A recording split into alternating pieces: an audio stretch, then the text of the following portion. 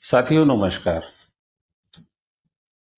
अब विमर्श के जो भी अंक हैं वो अपना एक स्वरूप गढ़ते चले जा रहे हैं। कुछ कम अंतराल के अंक हैं, कुछ बड़े अंक हैं, और ये बड़ी हैरानी की बात है। मेरे कई जो YouTube कंटेंट क्रिएटर दोस्त हैं उनका उनका ये विश्वास था कि छोटी अवधि के कंटेंट लोग ज़्यादा पसंद करते हैं, मगर यहाँ मैं देख रहा हूँ कि लोगों को बड़ी दिलचस्पी है। ये एक बात आपसे कहनी थी। दूसरी बात जो कहनी थी वो ये थी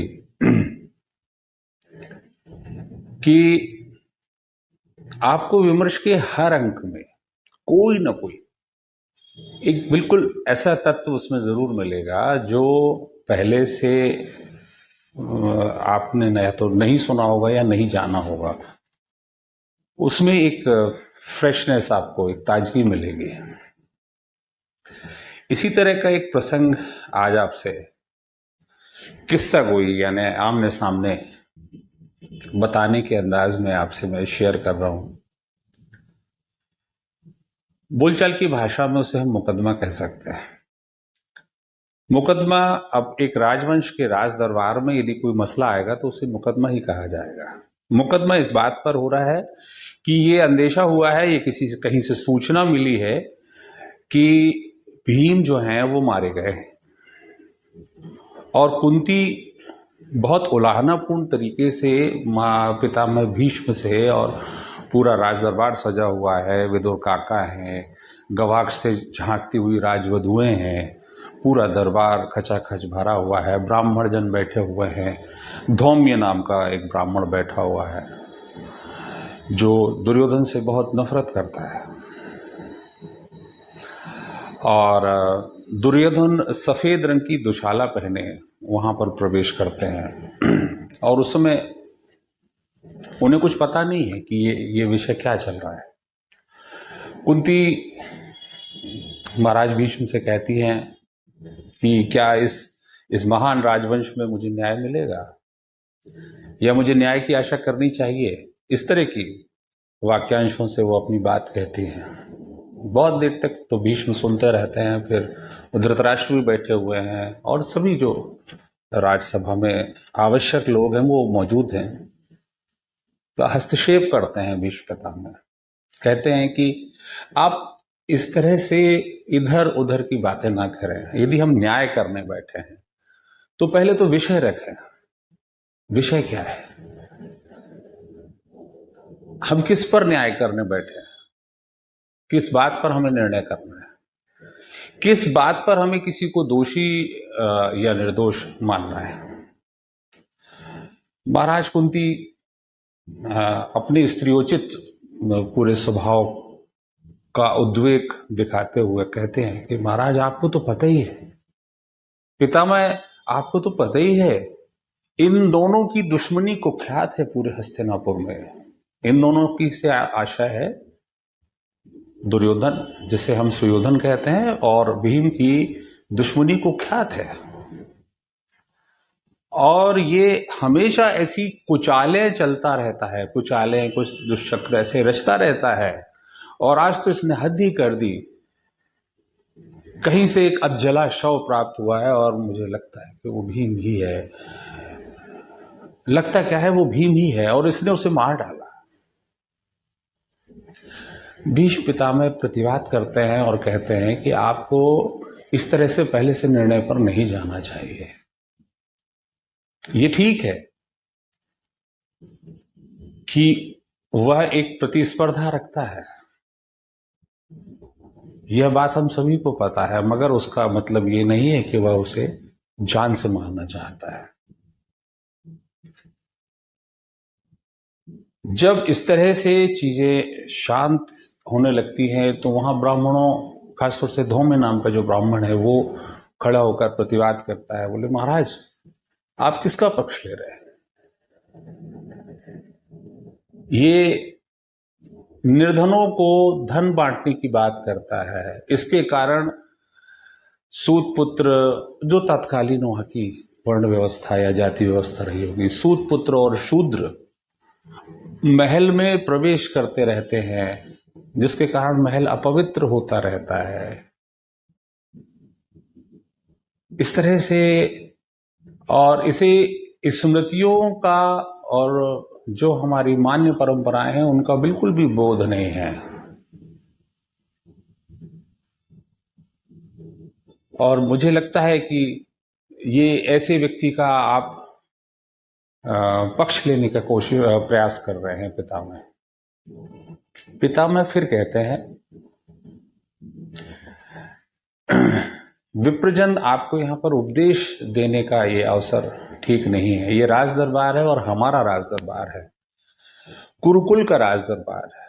यहाँ पर हमें निर्णय करना है। आपकी ये भाषा भी उचित नहीं है। और वो टोकते भी हैं कि आप उसे सुयोधन कहें।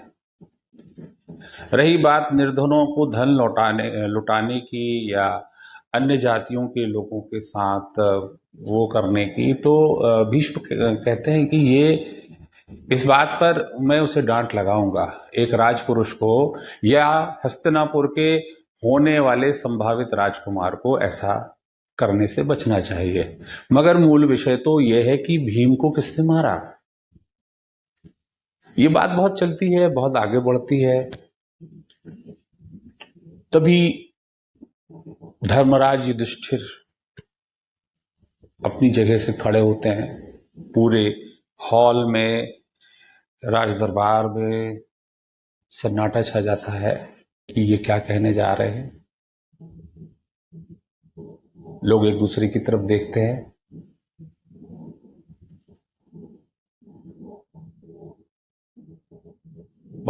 युधिष्ठिर कहते हैं कि महाराज, ये कृत्य तो हुआ है। चूंकि अब ये बात धर्मराज कह रहे हैं तो इस बात पर फिर एक बहस शुरू होती है। और पितामह बार बार ये कहते हैं कि यूं आरोप लगा देने से कोई हत्यारा साबित नहीं होता। क्या इसके संबंध में कोई साक्ष्य है हमारे पास? तब युधिष्ठिर कहते हैं कि हाँ, हमारे पास साक्ष्य है। एक चश्मदीद गवाह है जिसे हम सामने लाना चाहते हैं। इधर इस पूरे के पूरे माहौल में दुर्योधन बीच दरबार में खड़ा हुआ स्तब्ध है। वह ये सोच रहा है कि जो कार्य मैंने नहीं किया उसको लेकर मुझ पर आरोप तय हो रहा है। क्यों तय हो रहा है? उधर विदुर शकुनी की तरफ देखते हैं और समझ जाते हैं आंखों ही आंखों में कि जरूर यहां पर कोई ना कोई ऐसी चीज इन्होंने की है जिससे दो भाइयों के बीच में खाई पैदा हो। बहरहाल प्रसंग फिर आगे बढ़ता है। जैसे ही युधिष्ठिर ये कहते हैं कि कोई साक्षी है, कोई चश्मदीद गवाह है, तो भीष्म कहते हैं उसे प्रस्तुत किया जाए। यहां फिर एक समस्या आती है। जो साक्षी है उसका नाम जरा है और वह निषाद जाति का है। अब निषाद जाति का महल में प्रवेश करने पर फिर ब्राह्मण अपना तर्क देते हैं, ये देते हैं कि उसे प्रवेश किया जाए ना किया जाए। फिर भीष्म पितामह कहते हैं ये राज दरबार का विषय है, न्याय के लिए हम उसे बुला रहे हैं, उसे आना चाहिए। ब्राह्मण अपना तर्क देते हैं कि आपको 1000 ब्राह्मणों को भोजन कराना होगा क्योंकि महल अशुद्ध हो जाएगा। धृतराष्ट्र इस पूरे घटनाक्रम को अपनी नेत्रहीन स्थिति में जान रहे हैं। गांधारी अपनी मुट्ठियां खींचे बैठी हुई है और उस बात को समझ रहे हैं कि अब ये उनके पुत्र पर अभियोग लगा है, ये एक लांछन लगा है, ये एक परसेप्शन बनाया जा रहा है कि ये हत्यारा है। तो धृतराष्ट्र कहते हैं कि ठीक है, यदि ऐसा आवश्यक हुआ तो मैं राजा होने के नाते मैं अनुमति देता हूं, मगर अब उस साक्षी को बुलाए। और उसी समय दुर्योधन भी कहता है कि ठीक है, यदि ऐसा कुछ है तो मैं भी जानना चाहूंगा कि ऐसा कौन सा व्यक्ति है कि जो कार्य मैंने नहीं किया उसने उसे देखा है। डरते डरते जरा की एंट्री होती है, और जब जरा की एंट्री होती है तो वो एक 16-17 साल का एक लड़का है, मैले कुचैले वस्त्रों में, होंठ मोटे, बाल बिखरे, निषाद जाति का, थर थर कांपता हुआ। भीष्म पितामह उसे सांत्वना देते हैं और कहते हैं, तुम निर्भय होकर अपनी बात कहो, तुमने क्या देखा था। सारांश में फिर वो अपना प्रसंग बताता है कि बीती रात मैं तालाब के किनारे गया, क्योंकि वहां पर कुछ ब्राह्मणों का भोज चल रहा था, और मैं इसलिए जाता हूं महाराज क्योंकि वो बहुत मात्रा में जूठन छोड़ देते हैं और मुझे तो भूख लगती है, तो मेरी भूख तो उस जूठन से ही मिट जाती है। तो मैं तो उस बचे हुए भोजन को एकत्र करने गया था। अंधेरे का समय था और मैंने देखा कि एक शक्तिशाली पुरुष अंधेरे में कहीं बैठा है, और एक पुरुष आता है जो सफेद दुशाला ओढ़े हुए है, और वह उसे पानी में धक्का देता है।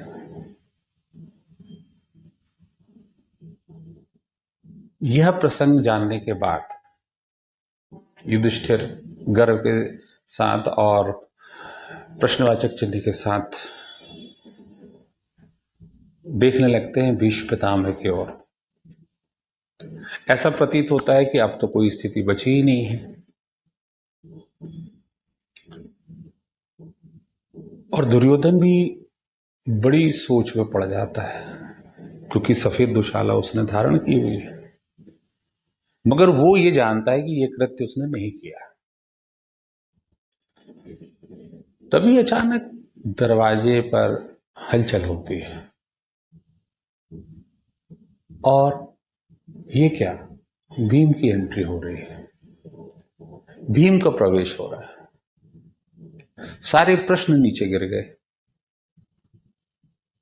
शकुनी ने भी राहत की सांस ली कि लोगों को भ्रमित करने के लिए जो भी उन्होंने एक दृश्य जाल बिछाया था, उसमें उनका अपना प्रिय भांजा नहीं फंसा। वास्तविकता पता चलती है कि भीम ही थे उस जगह पर जो बालक ने देखा, मगर वो दुशाला वाला व्यक्ति और जो धक्का मारने की घटना है वह काल्पनिक है। और भीम स्वयं बताते हैं कि वो मदिरा का सेवन कर रहे थे, और जब मदिरा ज्यादा हो गई तो फिर उनके अनुसार उन्हें नागलोक में के देवता आकर उन्हें समुद्र के अंदर ले गए, और वो इस तरह की बहुत सारी फैंटेसी की बातें करते हैं, जिसे दरबार के रिकॉर्ड में ये मानकर कि ये मद्यपान के बाद कही गई बातें हैं, खारिज कर दिया जाता है। अब ये जो प्रसंग है उरुभंगम के बाद,